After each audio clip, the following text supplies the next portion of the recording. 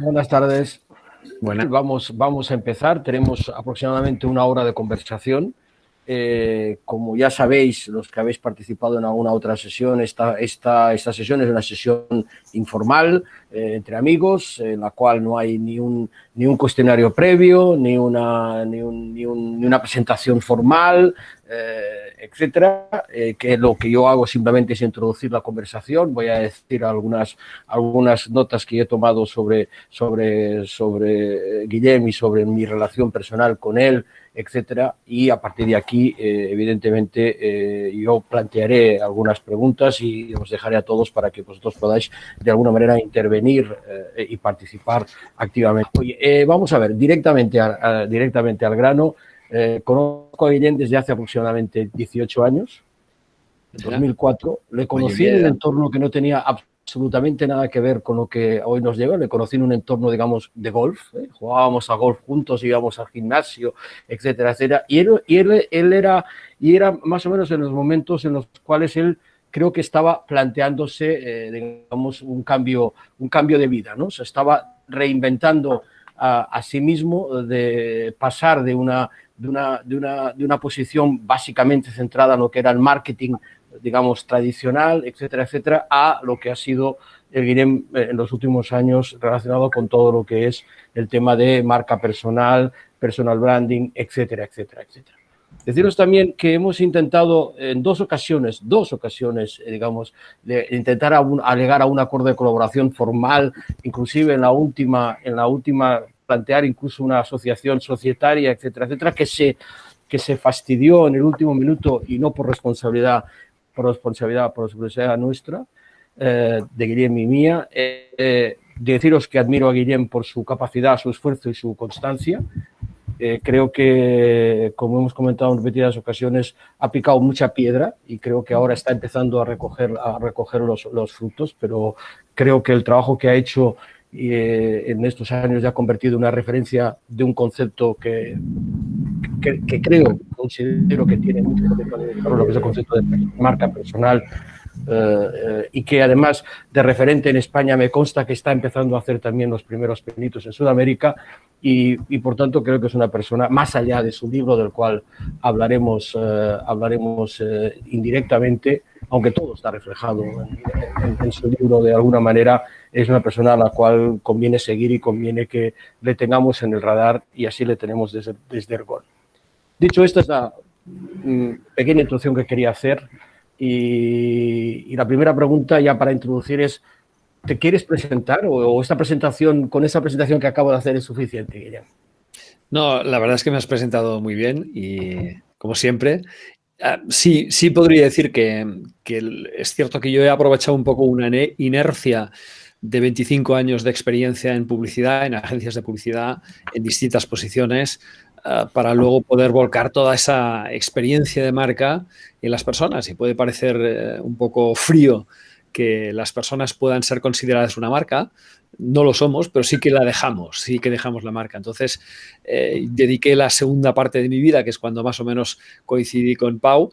Ahí arrancaba en aquel momento y era a principios de los 2000, a volcar esta experiencia en lo que es marca personal o su proceso de gestión, que es lo que conocemos como personal branding.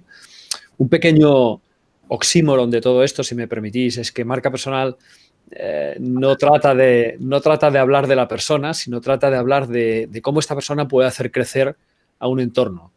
Entonces, con esto me peleo muchas veces, porque, sobre todo con empresas, porque dicen, no, nosotros no queremos que la gente se autopromocione. No, digo, es que esto no funciona así. Funciona alrededor de una propuesta de valor, que es aquello que hace una persona puede hacer por sus clientes o aquella razón por la que sus clientes le elegirían, ¿no? Pero sí, bueno, dicho esto, es una pequeña introducción, y es verdad que mucho de este conocimiento, tanto el de marca como el de marca personal, lo compilé en este libro, del cual hablaremos más tarde. Sí. Ok, en todos estos años, ¿qué es lo que has hecho bien y qué es lo que has hecho mal? Es decir, ¿qué es lo que has hecho bien? ¿Cuáles son tus aciertos y cuáles son las cosas que, si pudieras evitar o revisar o cambiar, volverías a hacer? Lo que he hecho mal es posible que me adelantara un poco en el tiempo, porque el concepto de marca personal ahora está más o menos asumido. Al principio, cuando hablábamos de esto, la gente huía corriendo, porque no se comprendía, y cuando lo explicábamos todo el mundo lo confundía con una mera presencia en Internet, por ejemplo, y no le daban más valor que todo eso. Y hay mucha gente que tiene cierta manía a estar en Internet. Hablo sobre todo de directivos, que es uno de mis públicos principales. Y entonces eso me costó. Quiero decir que una de las cosas que haría si volviera a empezar es intentar evitar la palabra Internet de todas maneras, intentar hablar de propuesta de valor, intentar hablar de los embajadores de marca de las empresas, que es una forma en que proyectamos el personal branding ahí a nivel corporativo. Intentaríamos hablar incluso de un tema que tú conoces bien, que es el tema de employer branding, cómo la marca puede generar talento como para que atraiga atractivo, como para atraer talento o incluso fidelizar el que ya tiene. Y yo hubiera empezado por ahí, ¿no? Por las aplicaciones un poquito más corporativas, que esta también fue un consejo que me diste tú, y no tanto por la parte más personal, no tanto por la parte tan de la persona. Ok. ¿Qué crees que aportas con tu blog y tus libros? Es decir, ¿cómo será recordado por tus nietos? Bueno, una de las generaciones futuras. Sí, una de las cosas que hice de las primeras cosas que hice cuando cambié de mi entorno de agencia de publicidad multinacional y durísima a un entorno mucho más de consultoría, personas, ejecutivos, etcétera, fue definir un propósito. Y ese propósito, que podría ser el legado que quiero dejar, lo escribí, y era ayudar a dibujar futuros, ¿no? Este era un poco el punto donde yo estaba. En esto seguramente coincido con orientadores laborales y con muchas otras profesiones, y en Twitter lo establecí con una pequeña metáfora. Ahí pongo que soy un limpiabotas del siglo XXI porque me gusta hacer brillar a las personas. Y yo creo que esta es una idea por la que me gustaría ser recordado, ¿no? Por alguien que no quiso brillar por sí mismo, sino quiso ser el reflejo del brillo de sus clientes, ¿no? Algo así, ¿no? Y yo creo que esto me gustaría que fuera así. Oye, por favor, somos 4 o 5 personas, que decir que podéis intervenir, sí, y plantear preguntas, etcétera, ¿no? Vamos a ver. Entendiendo que estamos grabando la conversación y que esta va a ser divulgada y difundida entre todo el conjunto de personas que estamos en estos momentos vinculados directa o indirectamente a Ergon, yo te haría una pregunta, que es la siguiente. Es decir, ¿tú me sabrías distinguir entre consultores de marca, consultores en orientación profesional, consultores o coach de carrera y consultores de personal branding? Sí. Evidentemente, esa pregunta que concretamente te la hice llegar para que te la preparases un poquito, y por tanto tengo que deciros que esta pregunta, digamos, ha sido previamente, o ha tenido Guillem la posibilidad de prepararla, ¿no? Pero distinguir entre marca, consultores de orientación, coach y consultores de personal branding. Sí. Yo te diría que empiezo por marca personal y personal branding, es el mismo consultor, ¿vale? Marca personal es un poco la huella que dejamos en los demás y en nosotros mismos, y en cambio, en inglés se llama personal brand, y la gestión de la huella es la que añade el gerundio, personal branding. Por tanto, cuando te dicen un consultor de marca personal, es lo mismo que un consultor de personal branding. Yo me considero un consultor de personal branding en el campo corporativo, ¿vale? Es decir, yo todos son anglicismos, perdonadme, pero mis 3 puntas fundamentales se llaman Executive Branding, que son los programas de personal branding para ejecutivos, Employee Branding o Employee Advocacy, que son los programas para impulsar embajadores de marca, y Employer Branding, que creo que lo conocéis un poquito mejor porque está más vinculado al tema de empleo. Entonces, entre estos dos no hay distancia. Lo que sí, por ejemplo, un consultor de marca personal es una persona que yo, en este caso, no solo acompaño, no sería el trabajo de un coach, sino que aconsejo y continúo ese consejo. Es decir, con mis clientes normalmente les sigo en su carrera y les abro caminos. Es decir, yo trabajo modelos de negocio. propuestas de valor y modelos de negocio. Con lo cual, mi nivel de involucración es, por decirlo así, de 0 a 100 estaría más cerca de 100 que de 0. El consultor de orientación profesional tengo la sensación de que es un trabajo mucho más específico para un momento en el tiempo, para personas que están pasando un momento complejo porque están fuera del trabajo o están en un periodo que están a punto de echarles de un trabajo, etcétera. Entonces, de alguna manera, lo que orientan es para un tema mucho más cortoplacista para que rápidamente puedan encontrar un trabajo. Y luego estaría el coach de carrera, que yo diría que se encarga un poquito más de todos los aspectos relacionados con competencias duras o blandas de la carrera profesional. Yo, de alguna manera, los que me contratan a mí, en cierta manera, yo intento evitar que cuando tengan una situación mala, lo pasen mal, ¿vale? Es decir, hay una frase que utilizo mucho, que es todo el mundo se acuerda de Santa Bárbara cuando truena. Entonces, lo que intento es que las personas intenten ser las que controlen su propia marca desde el principio, desde una edad muy temprana. Esto, por ejemplo, es algo que no es nada atípico en países anglosajones, de manera que cuando tengan momentos de dificultad en la carrera, como pueden ser primer trabajo, primer despido, momento senior, ¿vale? Momento crisis, etcétera, estas personas tengan una propuesta de valor tan potente que no lo pasen mal para reincorporarse en un nuevo trabajo o incluso para escalar posiciones. ¿Vale? Por tanto, yo mi caso lo veo como un caso mucho más estratégico, fundamentado en un modelo de negocio, en el que incluso he trabajado en muchos casos en lo que se llama un plan B.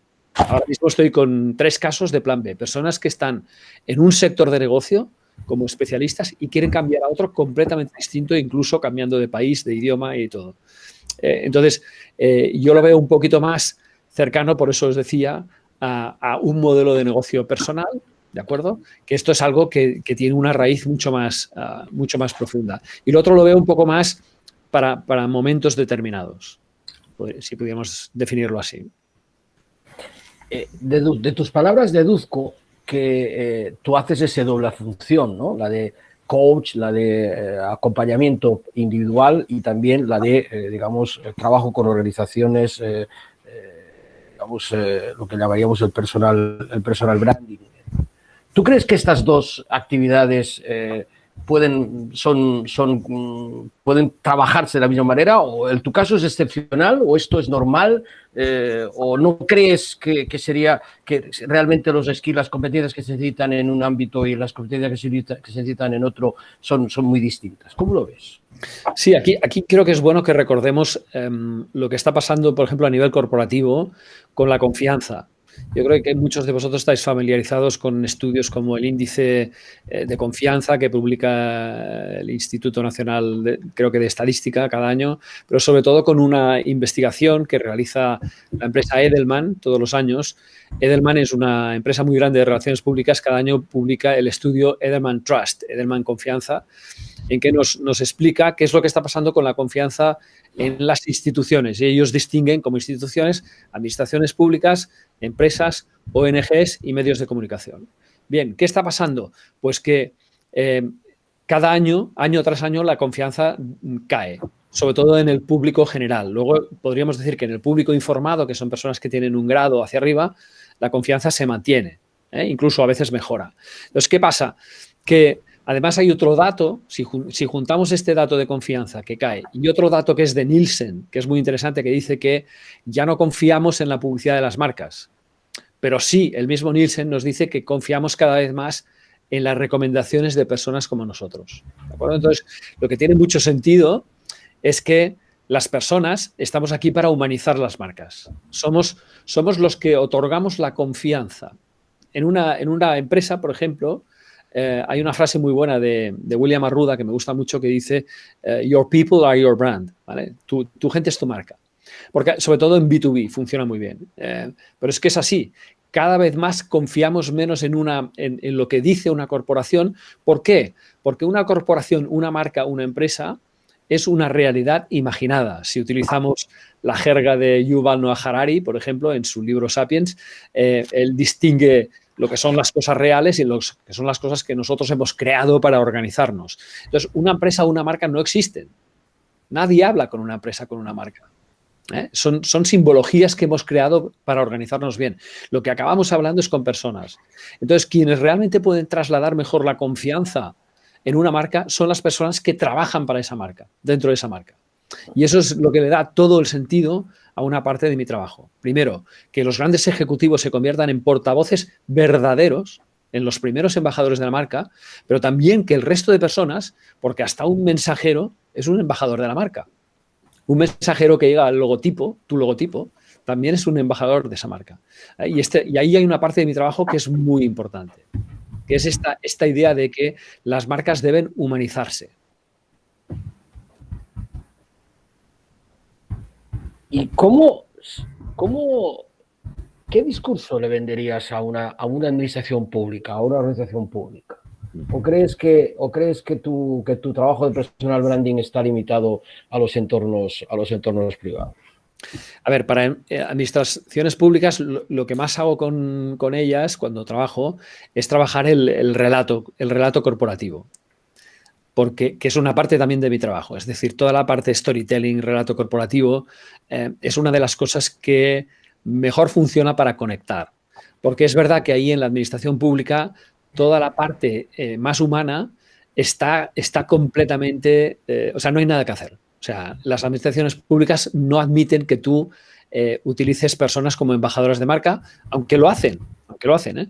Pero para ellos la persona no es el centro de nada, ¿de acuerdo? Sino que es la propia institución.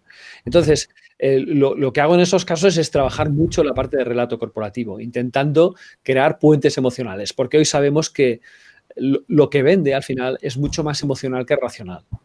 No compramos productos y servicios, compramos confianza. Cuando una administración pública nos genera confianza, nosotros vamos a obedecer, a seguir sus instrucciones de pies juntillas porque nos genera esa confianza. Entonces, para generar confianza hacen falta dos cosas. O bien personas que sean creíbles o bien un relato que sea muy potente. Por ejemplo, mira, te voy a poner un ejemplo. Un ejemplo actual. Si la pandemia hubiera sido hace 10 años atrás, quien hubiera dado la cara por la pandemia hubiera sido el presidente del gobierno. Y se hubiera equivocado. Porque quienes mayor confianza generan dentro de las administraciones son los expertos técnicos y dentro de las empresas, no los CEOs. ¿Vale? Nosotros creemos en el experto técnico, ¿por qué? Porque es el que ha creado el producto o el servicio, ha diseñado. Es quien mejor puede hablar de eso.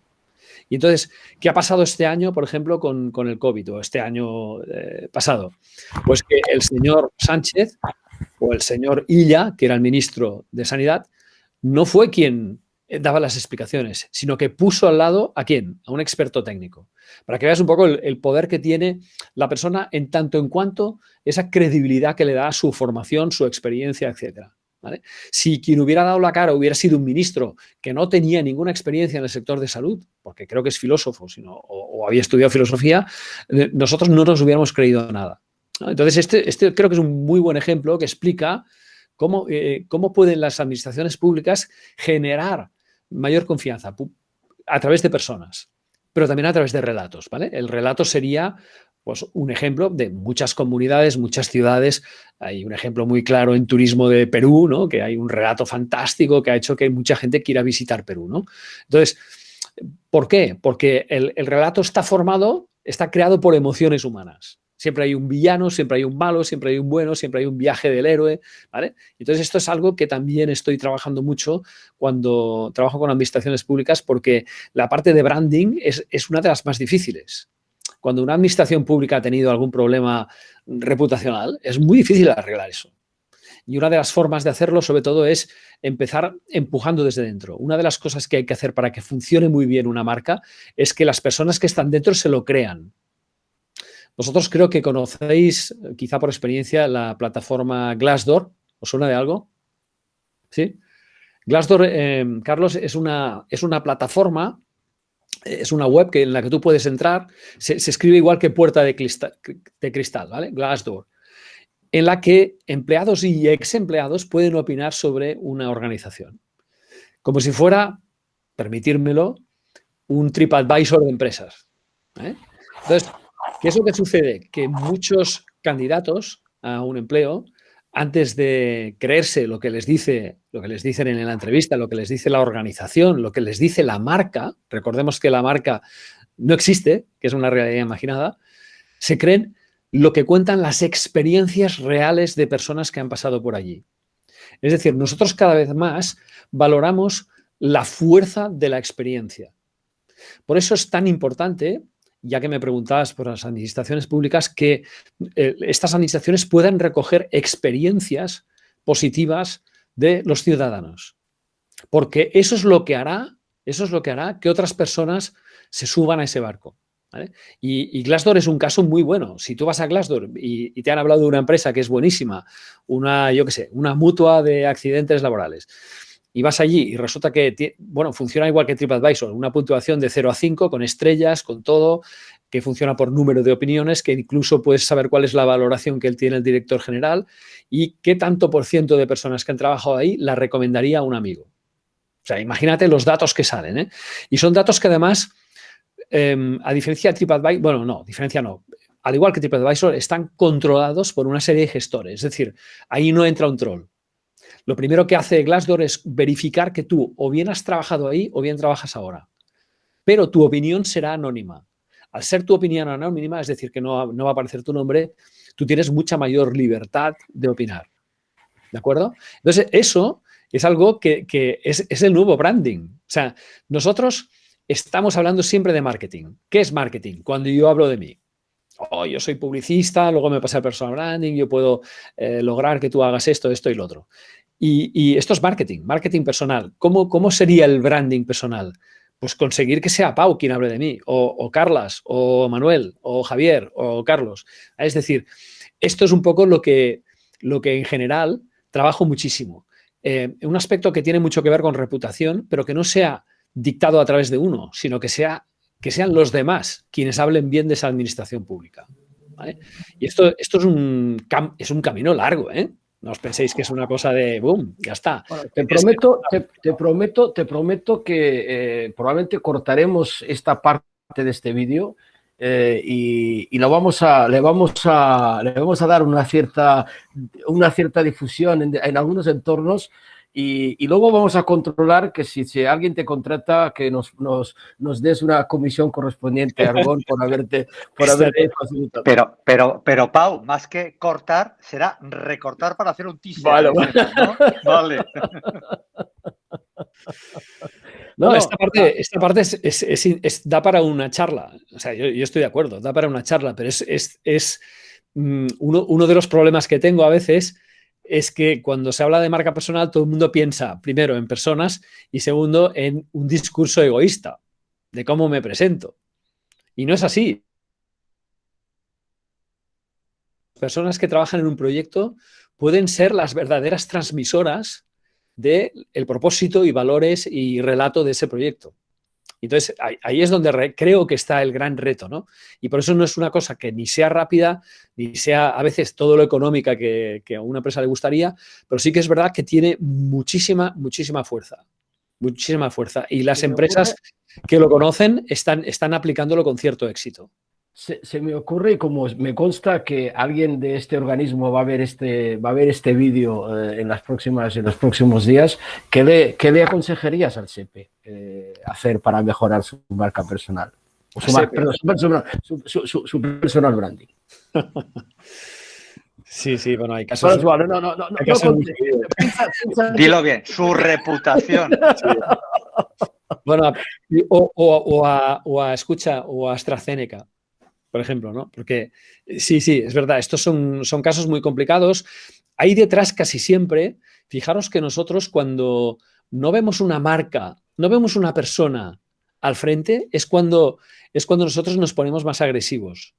Hay un anuncio muy bueno de la US Force o algo así, me parece, lo que serían los marines y todo esto, en que se ve que hay un marine a punto de entablar combate con un grupo de guerrilleros y todos llevan gafas de sol.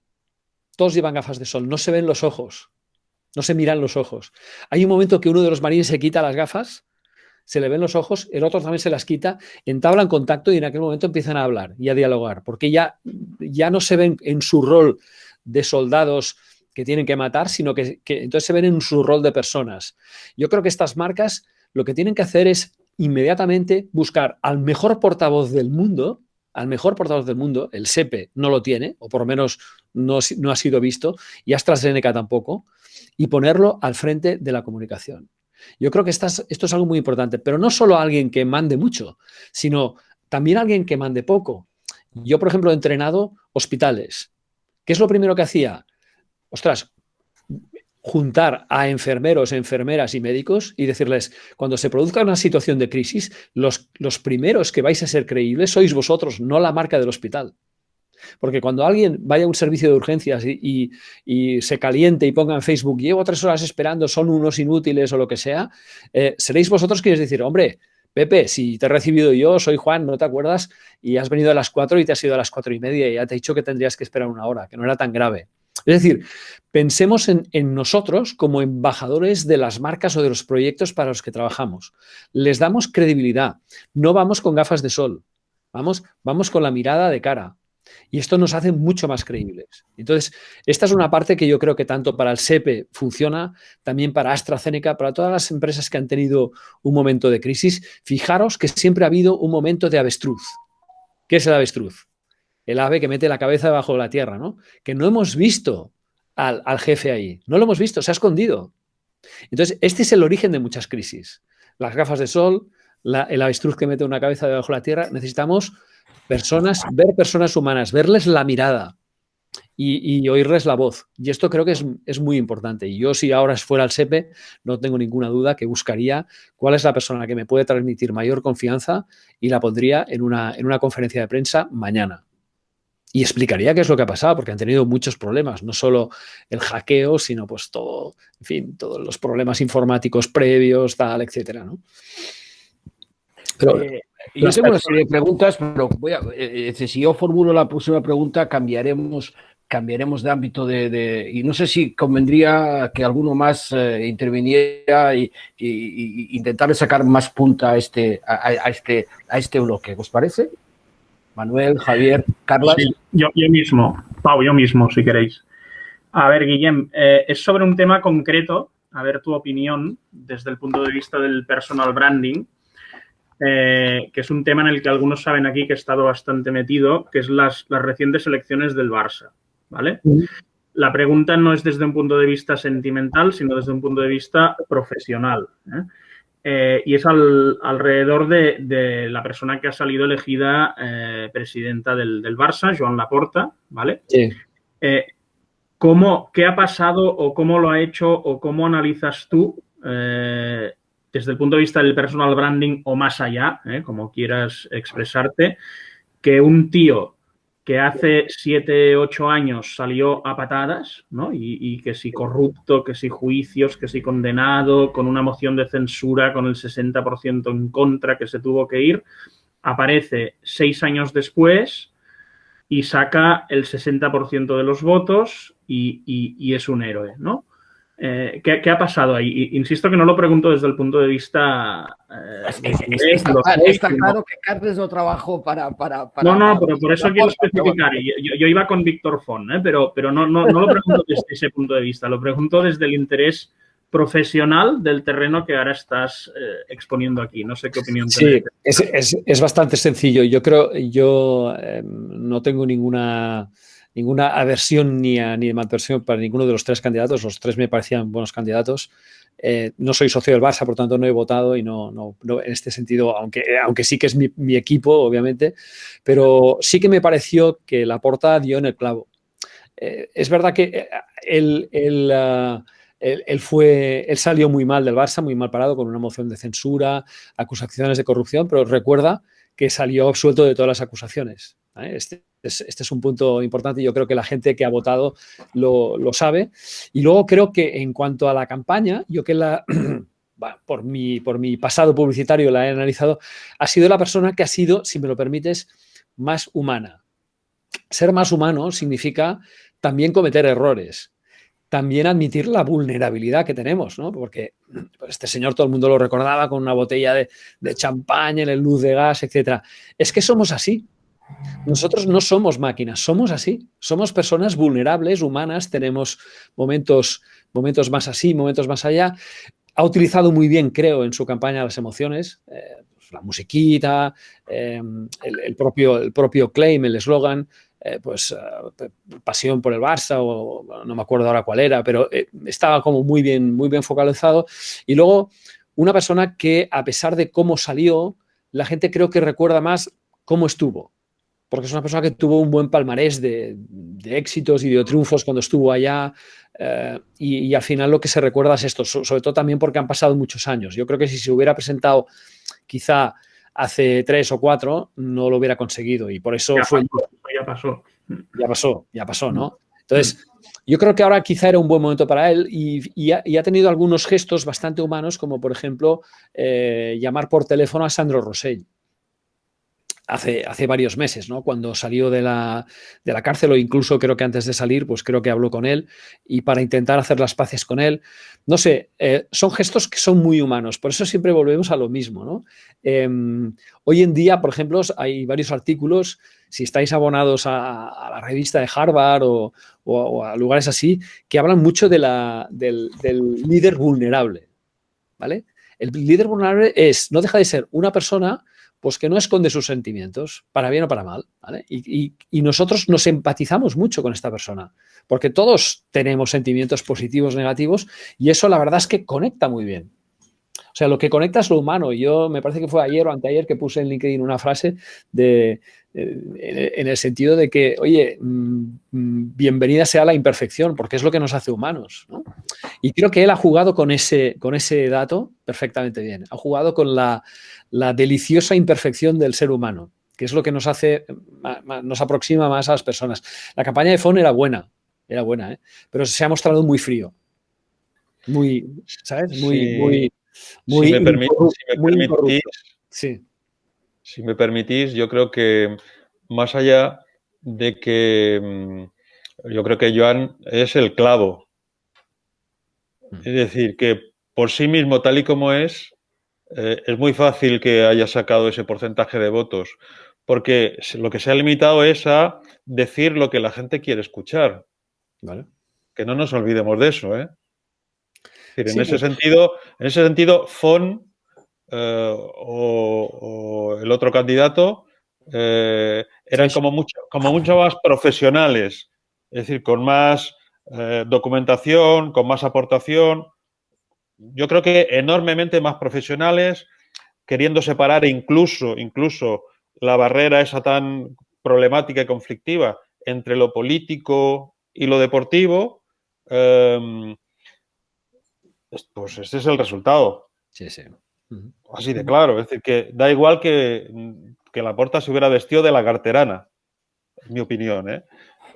Es mucho más afín al 99% de esa gente que quiere escuchar lo que él dice, porque incluso pueden llegar a pensar bastante como él, que no el resto tan profesionales y tan metódicos.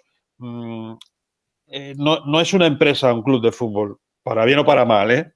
Entonces, yo tengo la experiencia porque en mi empresa el presidente ha sido presidente del Deportivo de La Coruña durante unos años. El club, cuando lo cogió, estaba a punto de la quiebra. Es decir, que si no habían ido los acreedores a tumbarlo, era por una cuestión emocional. Pero además no había relaciones con nadie, ni con la agencia tributaria, ni con la seguridad social. Bueno, esto casi que no lo debería decir, porque además estáis grabando. El resultado económico, fenomenal, pero en 6 meses. Simplemente hablando con la gente, cogiendo el toro por los cuernos y haciendo las cosas bien, sin más, ¿eh? No, el resultado deportivo ya es otra película. Pero eso en el fútbol no es lo que se espera. O sea, esto cuando tú te vas a sentar en una entrevista y te dicen usted es muy bueno, pero no es lo que se espera, ¿no? Bueno, aquí también no olvidemos que también mucha gente votó por la experiencia de Laporta, ¿eh? O sea, es un señor que no olvidemos que fue presidente del Barça, sabe lo que se cocina dentro, sabe cómo funciona todo. Es una persona que tuvo buenas relaciones en su momento con toda la parte de contratación con las televisiones, eso también se valora. Y perdona, eso lo valoramos el 10%. Sí. Sí. El 10%. Sí. Pero eso le daba una tranquilidad. El resto seguramente ni lo sabe. Pero eso, fíjate que se reflejaba un poco en la forma como él hablaba. Hablaba como muy tranquilo, o sea, no tenía ningún tipo de miedo, ningún tipo de impostura. Porque estaríamos aquí toda la tarde hablando de ese tema y volvemos un poco al aterrizaje. Es decir, vamos a ver, a nosotros en este momento, es decir, ¿qué nos preocupa desde el punto de vista Nergón, ¿no? Nos preocupa la gestión del empleo, ¿no? Es decir, tú sabes perfectamente que nuestro propósito no es otro que, digamos, analizar e influir y mejorar el futuro del trabajo y el futuro del empleo. Entonces, voy a seguir y luego, en todo caso, si os parece, retomamos la conversación. Es decir, en la primera de estas conversaciones, Albert Cañaveral nos habló sobre su perspectiva del futuro de trabajo y, digamos, los cambios que ese futuro de trabajo se van a producir. Como sé que tú sobre esto también te interesas o te has interesado, etcétera, etcétera, ¿qué opinas desde el punto de vista de marca personal, desde el punto de vista sobre todos estos temas?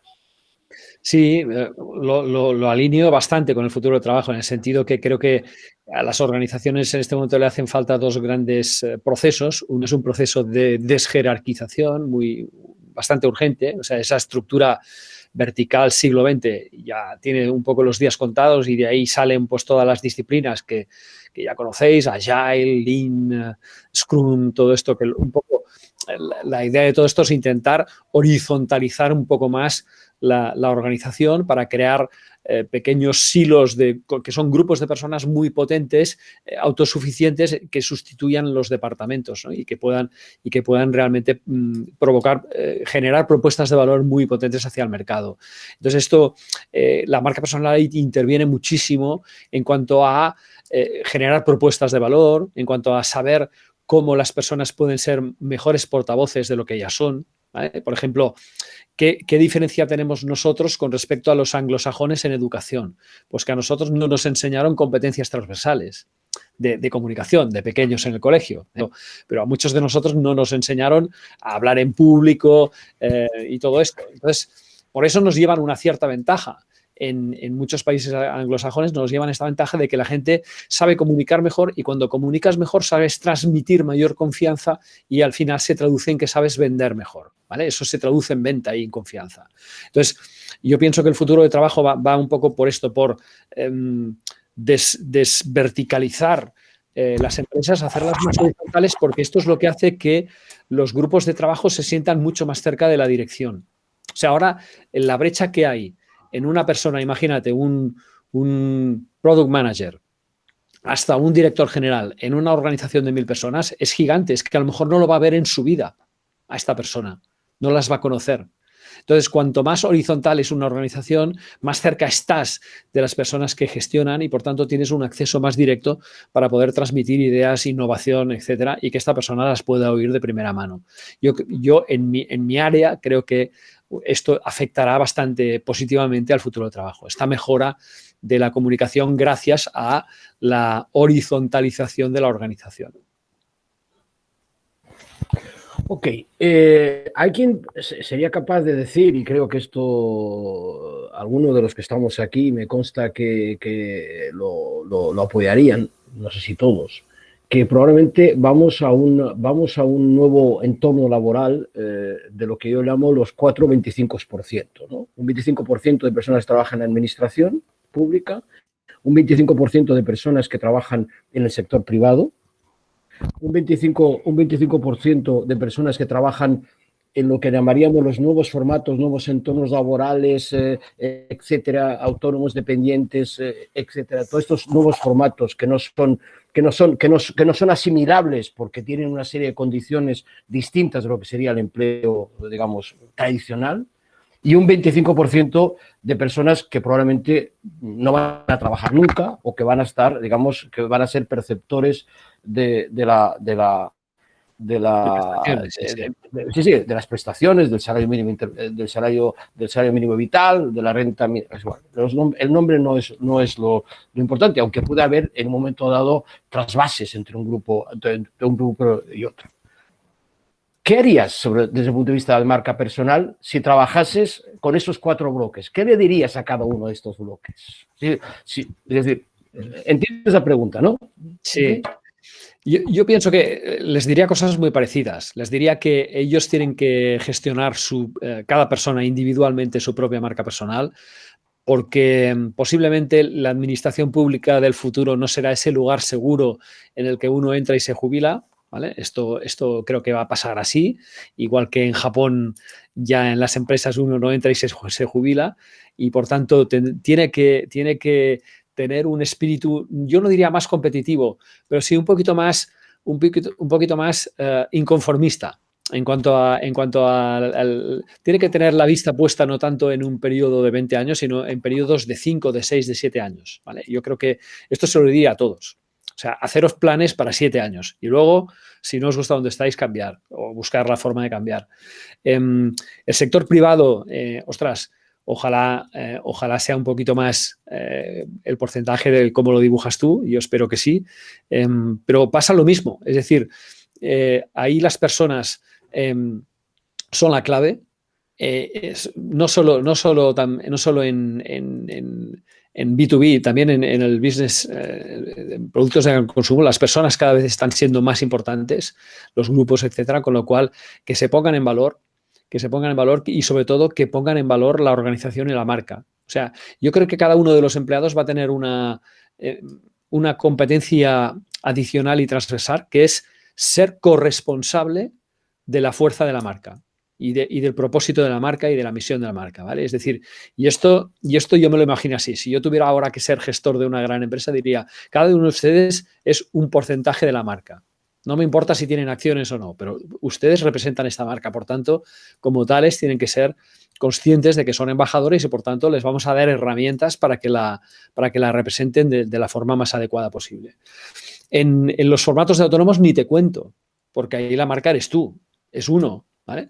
Pero sobre todo ahí es decir, tu mensaje que no sea un mensaje de autoventa. Tú lo que tienes que ver es que tu mensaje tiene que basarse en qué va a ganar tu cliente. Pon tu propuesta de valor por delante. O sea, este elevator pitch de yo me gradué en economía y luego hice un máster, eso es aburrido, no le interesa a nadie. El elevator pitch que interesa es yo puedo hacer que su empresa aumente la facturación un 35% instalándola en el Algeria gracias a nuestros contactos administrativos y esto es lo que quiere oír un cliente, ¿no? Entonces, para el autónomo muy importante que ponga por delante siempre la propuesta de valor, que es el beneficio que obtendrán quienes le contraten. Esto clave. Y los prestadores de prestaciones sociales, claro, aquí es lo que llamamos el paro endémico, que en España pues es complejo. Sabemos que hay un grupo de personas que no quieren o no quieren trabajar o no hay trabajo para ellos, que también podría ser, ¿vale? Pero pienso que esto es ahora. No lo veo así en el futuro. Yo pienso que cuando, no sé, que a una persona que ahora tenga 40 años y esté en paro de larga duración aún tiene oportunidad de redimirse. Y para eso estáis la Fundación Ergon y muchas otras, ¿no? Para que estas personas puedan reincorporarse al mundo laboral, ¿no? Creo que hace poco hablasteis con Cejudo, con Enrique Cejudo, que es al cual admiro muchísimo, ¿no? Un orientador de orientadores laborales, y ellos no ceden porque una persona tenga una edad mayor o pequeña. Nosotros tenemos un problema en España que parece que la edad útil para trabajar es de los 30 a los 45 años. Fijaros, eso, es que solo son 15, Solo son 15, O sea, antes de los 30 hay un paro del 41% en España, que es una salvajada, y a partir de los 45 empieza a haber edadismo. Lo sabéis, o sea, se empieza ya a ver, excepto en administraciones públicas, pero empieza a haber discriminación por edad.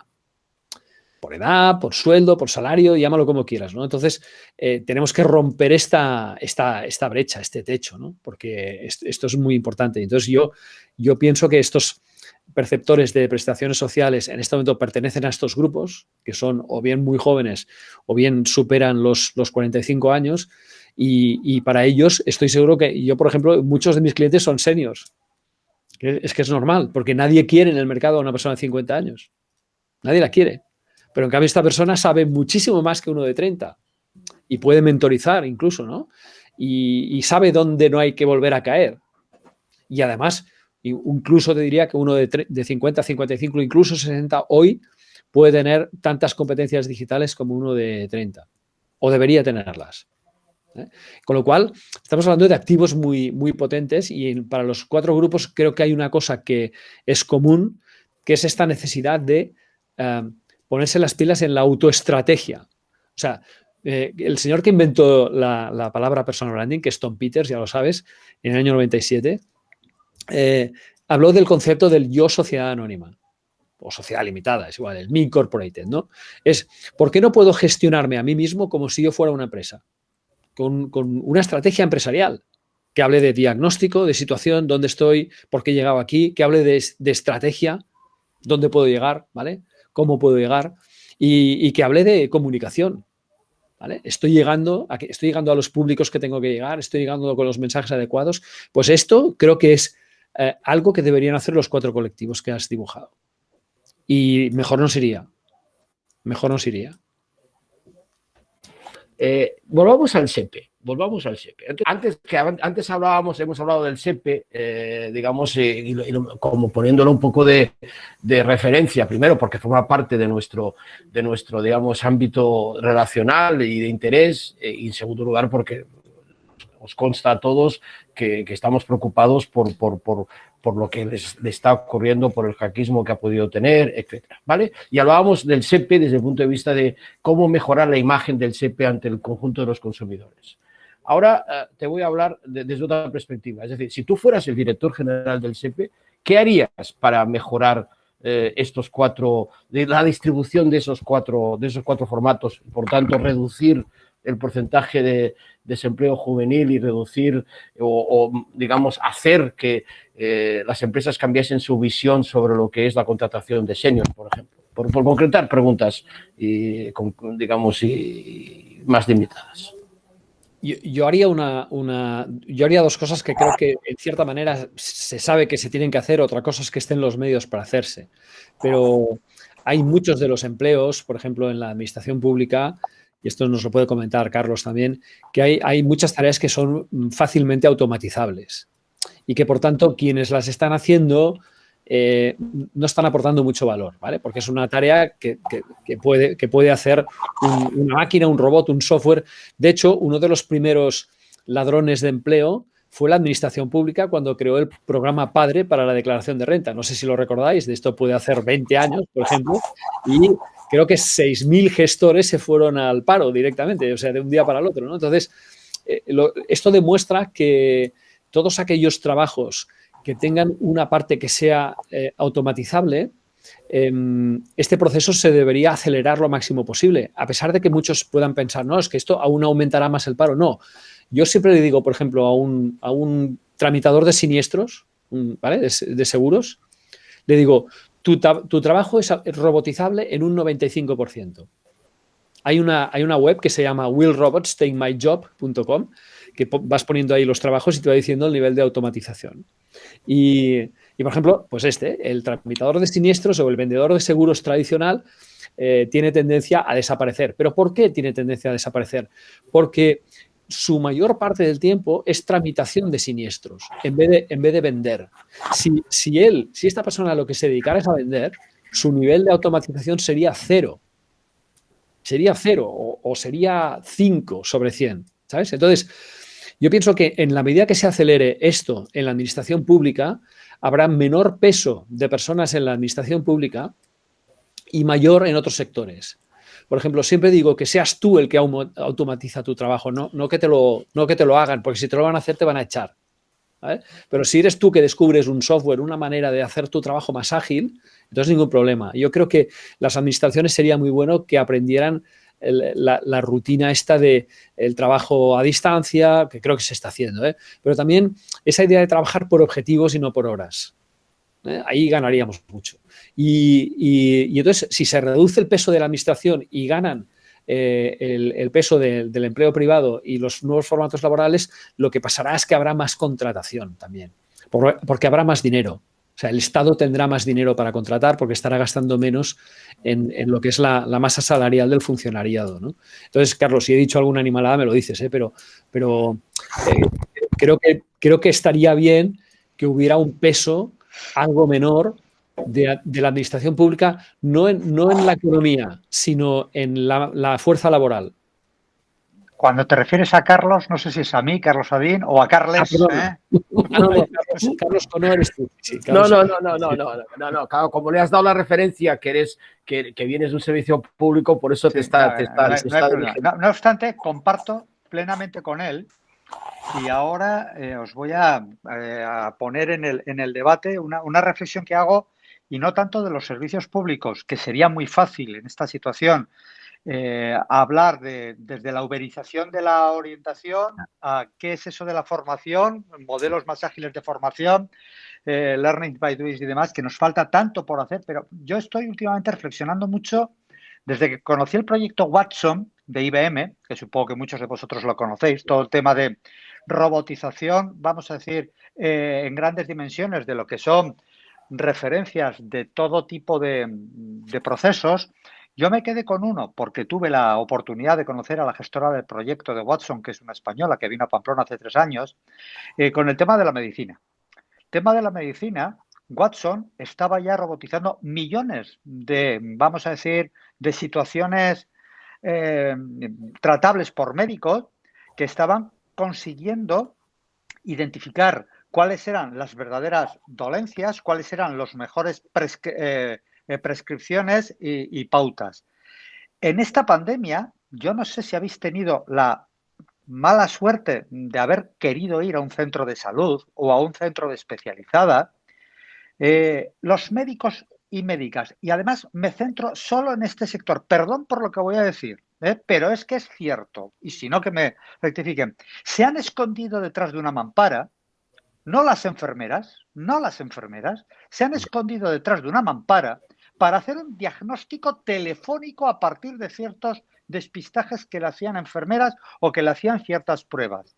Para eso no hace falta médicos en un país que dice que faltan médicos. Para gran parte de lo que están haciendo lo va a hacer Watson. En muchas empresas de seguros que nos dan un segundo diagnóstico dentro de nuestra cuota, lo está haciendo Watson con voz natural. Entonces, estamos en un planteamiento de la administración que cada vez se nos dice que hace falta más trabajadores públicos con mejores perfiles, y nos estamos dejando, que es lo que dice Guillem, de centrarnos en cuál es la propuesta de valor de la administración pública como servicio público que atiende al ciudadano, no que gestiona temas que el ciudadano te consulta. No sé, estoy en una situación como un poco, vamos a decir, incómodo con el servicio público, porque estamos, en vez de aprovechando la oportunidad de la pandemia para reinventarnos, estamos volviendo 20 años atrás al vuelva usted mañana muchas veces. Sí. En servicios públicos, en seguridades sociales, en medicina, las medicinas especializadas intentando ver a distancia a las personas. Pero, por otro lado, las emergencias están dando un paso adelante magnífico. Con lo cual estamos en una situación que yo creo que se está perdiendo la oportunidad y se está ganando, y más con lo que nos está diciendo Europa de la interinidad. Me da mucho miedo que se vuelva a generar una operación masiva de nuevas posiciones laborales en la administración pública. Y soy funcionario y defiendo el sector público, pero me parece que sería el momento de hacerlo acorde. Yo no sé si será el 25 o el 20, pero no el 33 como estamos ahora. Perdón por la No, tranquilo. Oye, Javier, que estás ahí y me sorprende que no hayas dicho nada. ¿Quieres intervenir, por favor? ¿Te refieres a mí, Pau? Me refiero a ti, sí.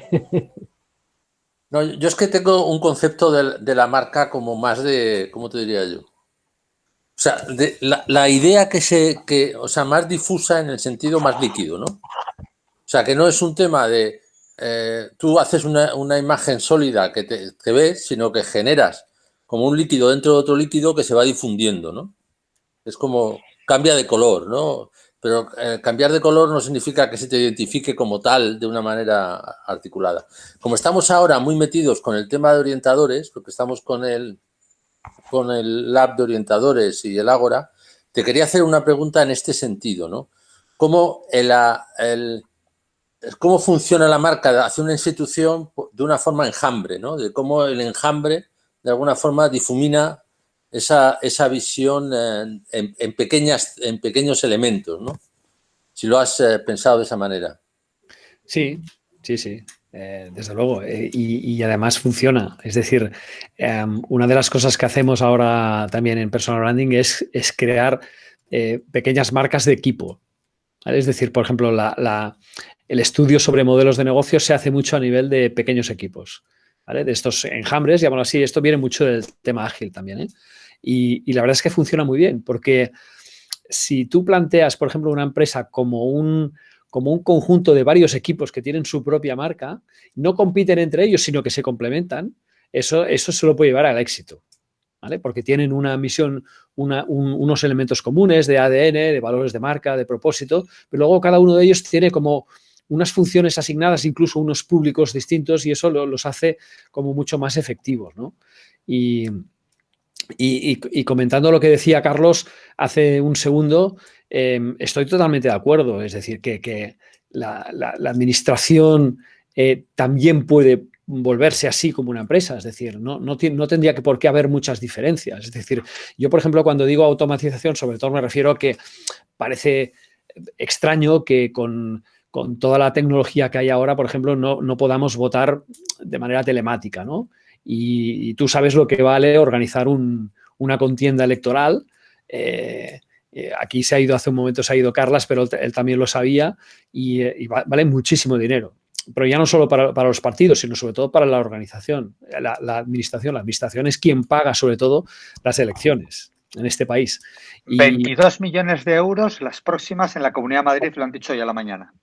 Imagínate, y es una elección comunitaria. O sea, ya ni hablamos cuando son elecciones generales o etcétera. Las municipales son todavía más complejas porque entonces hay muchas más unidades, digamos, en las que tratar y es mucho más complejo. Pero yo, por ejemplo, que he trabajado alguna vez en personal branding político y me ha tocado trabajar en campañas electorales, por ejemplo, la famosa... en catalán se llama tramesa censal, no sé cómo es diu Pau en castellano. El envío censal. El envío censal que te envían que te envían todos los partidos con esa... Sí. Pues eso lo paga el Estado y eso vale 7 millones de euros. Esto, tengo un dato de no sé cuántas elecciones, que el envío, digamos, de los sobres estos de votaciones, que ahora mismo en Cataluña lo que se ha hecho ha sido enviar un solo sobre con todas las papeletas, pues que hasta ahora recibías, digamos, cada partido te enviaba su...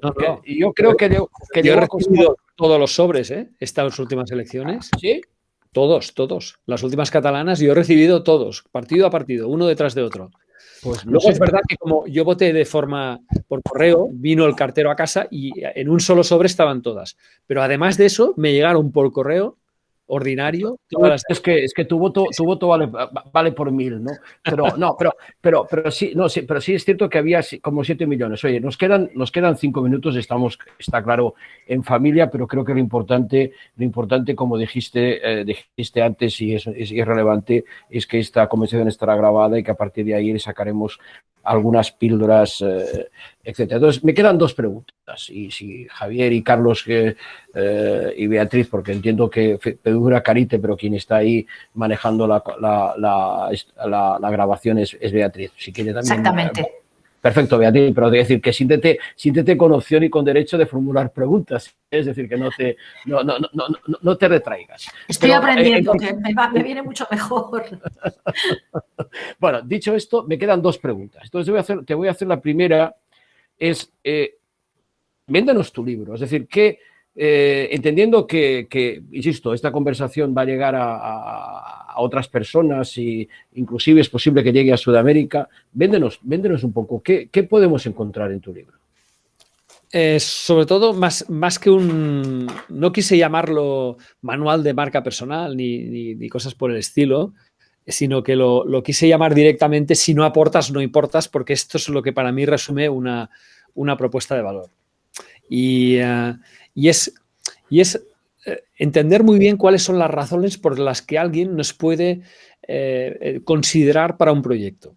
¿Vale? Y esas razones no son únicamente racionales, no están únicamente relacionadas con nuestra educación, con nuestros títulos, con nada de todo esto, sino que va mucho más allá.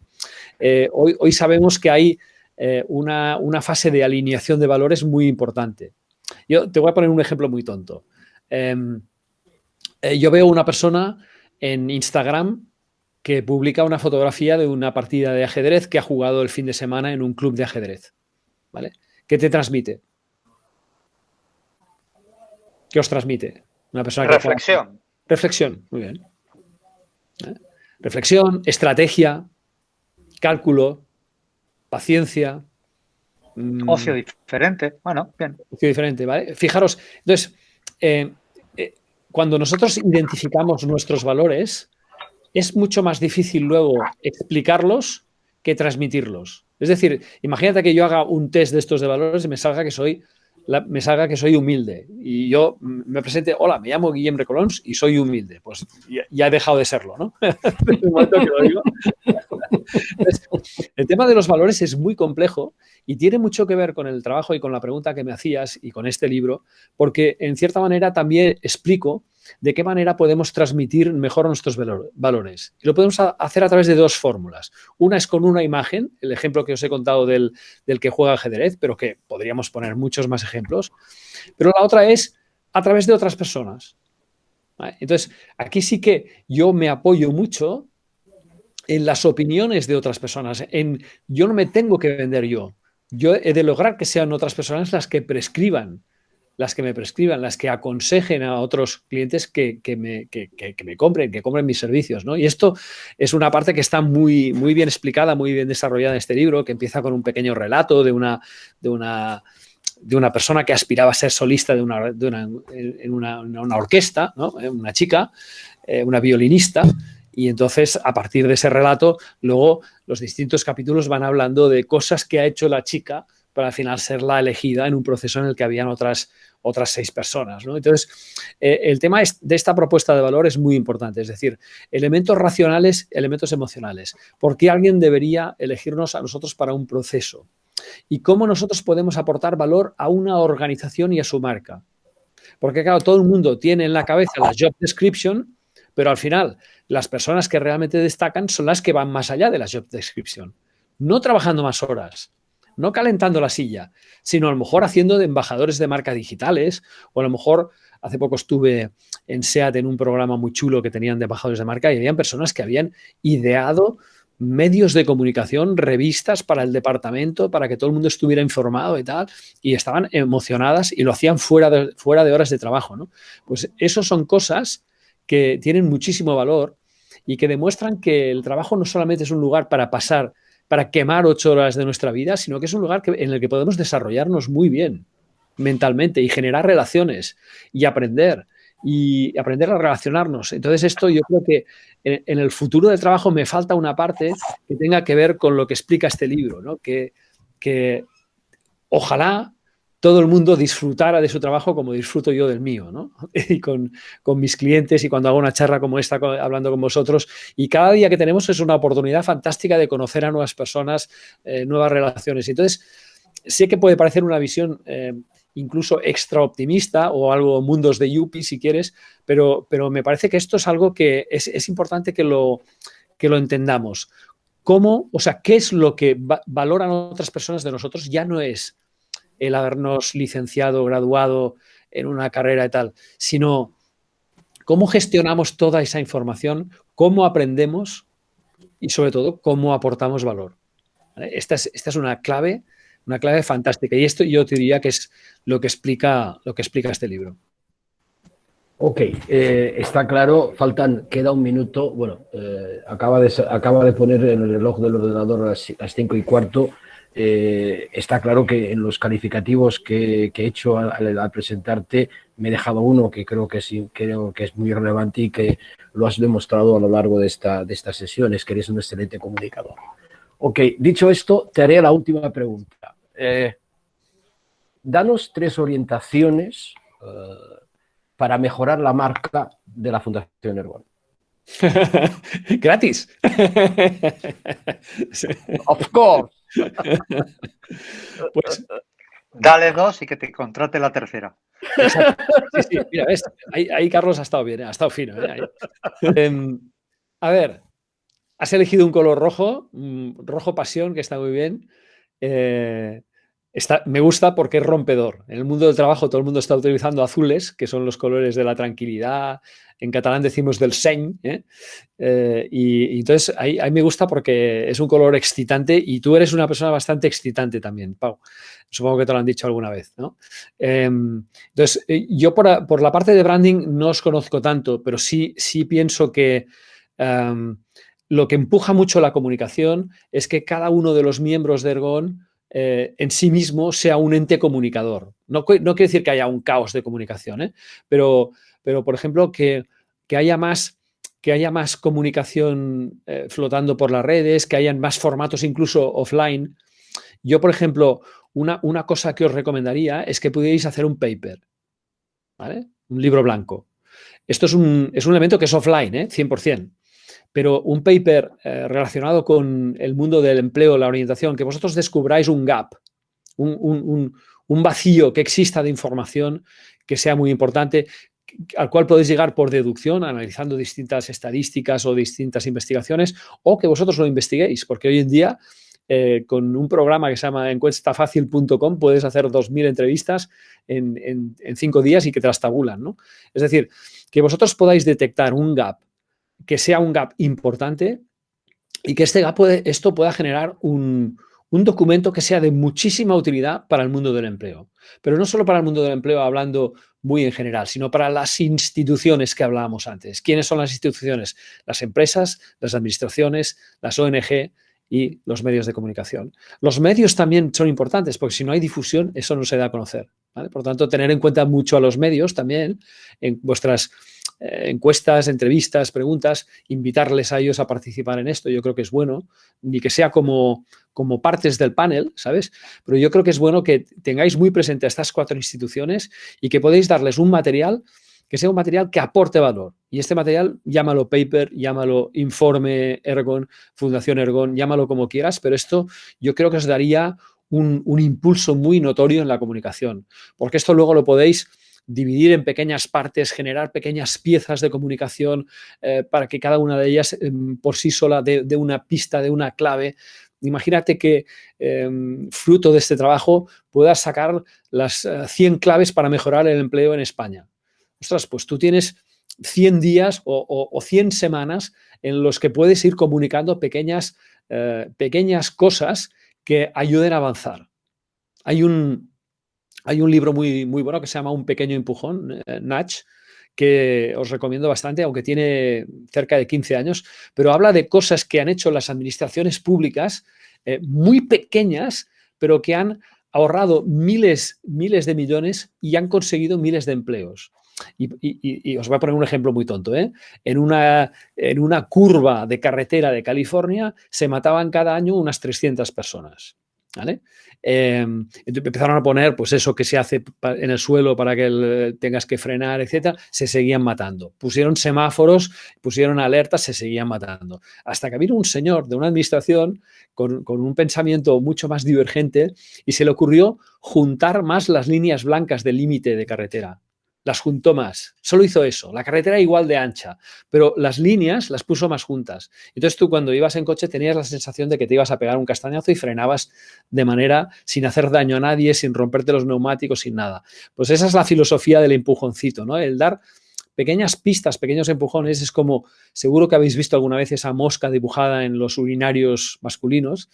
Bueno, pues eso ha ahorrado no sé cuántos cientos de miles de euros a la administración sueca, que fueron los primeros en ponerlos allí hace varios años, ¿no? Porque la gente apunta a la mosca y entonces no apunta afuera, ¿no? Entonces, nos tenemos que situar en este plano de cómo un informe así podría dar pequeñas claves, pero que por pequeñas que puedan parecerte, a título individual, cuando tú las multiplicas por los miles de personas que hay en la población, significan cambios macroeconómicos relevantes, ¿no? Entonces, el que podáis partir de ese estudio, de ese informe, me parecería algo que os daría un impulso de comunicación extraordinario, creo.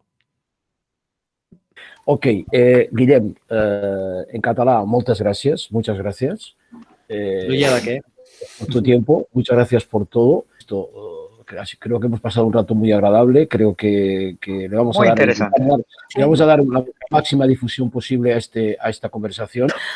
No, hombre, un saludo a todos. Buenas tardes a todos. Que vaya muy bien. Muchísimas gracias. Gracias, chao. Gracias.